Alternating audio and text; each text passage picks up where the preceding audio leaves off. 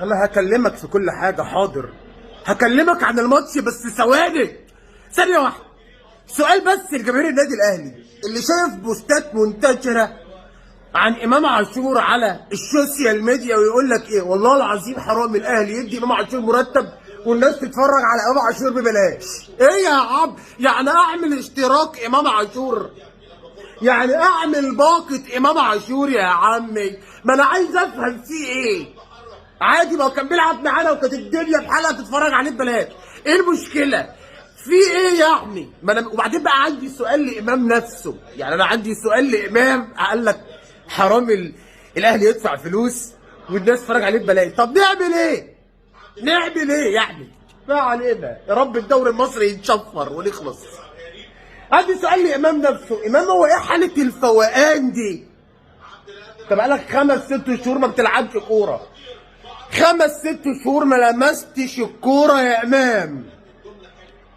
لعبت مع الاهلي 3 ماتشات، اتحاد العاصمة، المصري، سان جورج. ماتش المصري وسان جورج الاهلي جاب 6 جوان، 4 في ماتش المصري و2 في ماتش سان جورج. امام عاشور مساهم في 4 منهم.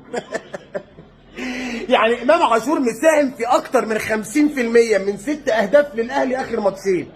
عامل 2 اسيست قدام المصري البورسعيدي، وعامل اسيست النهارده لحسين الشحات، وعامل كي باص في الجون الثاني لعبها الكهرباء، كهرباء لعبها لحسين.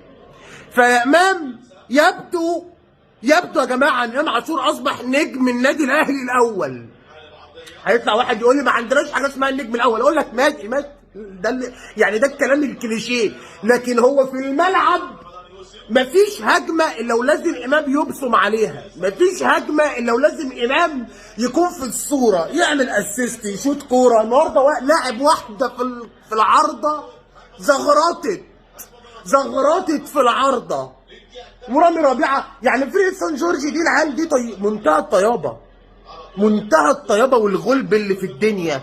فريق سان جورج ده حتى الشناوي، الفرصه الوحيده الخطره اللي جت لفريق سان جورج، الشناوي حاول يرقص الواد، طبعا الترقيصه جت فلاحي فالواد خدها، علق يالا في لا، قال لك لا ده العابها قويه عشان بس كده، عشان احنا ضيوف بالبلد دي فما ينفع.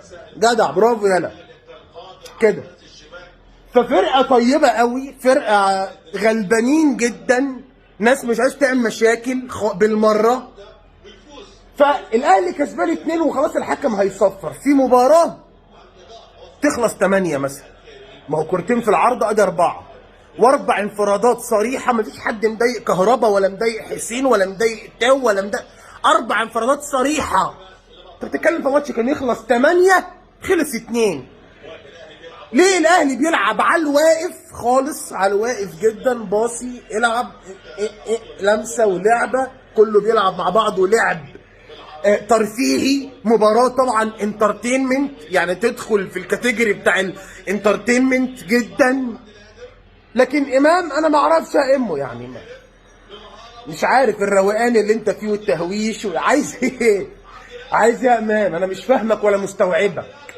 احمد عبد القادر، اخر هجمه للنادي الاهلي.